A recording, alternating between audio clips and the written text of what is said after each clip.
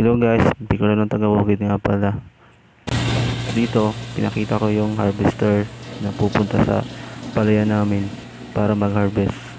Sobrang hirap pala mag-voice over dito, gagi. Ang hirap. Ito siya. Tingnan mo. Ito naman, nagpapugi-pugi pa ako. Anong pugi? Ang pangit mo kayo tingnan. Picture-picture. Dati sa SLT pala. Hindi picture, video pala. Ayan yan.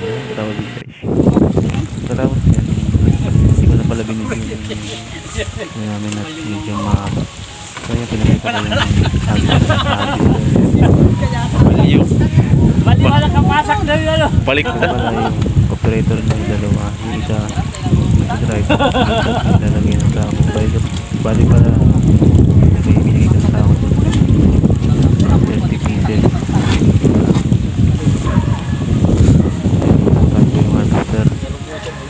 Oops, pinakita ko yung harvester. Suba ka bag tanggal. Nabuksan na po ang unang kahon ng palaya namin upang harvest na. Simulan na kasi habang mainit pa. Yan, umigot-igot na siya. Kaya po kayo niya parang tango pag ano ka voice over. Ang hirap pala mag voice over. Parang ano. By the way pala ano. Dito pala uso Yan yung po kami mag-harvester. mano-manong Harvester na po, ano ng hindi palay. nagtapas. Buti ngayon may harvester na. At madali lang po ang inyong palayan matapos dahil bago na po ang technology ngayon. Bago na ang technology. Ayan no, sobrang bilis oh. At nakasako na. Hindi na mahihirapan ang may-ari at yung mga nagtanim ng palay. Ayun, ang bilis oh. Ilang daan lang oh. Lupit talaga. Sobra. Ang lupit. Grabe.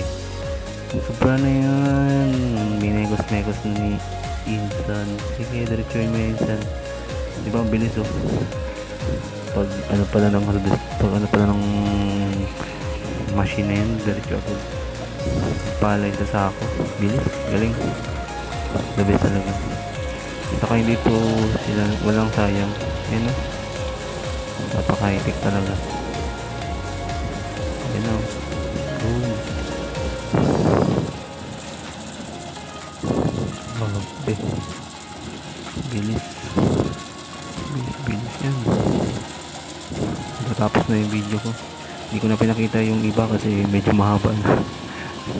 Salamat sa panonood niyo. Tignan lang taga-Bukid na pala. Pasensya niyo na sa pag-voice over. Salamat.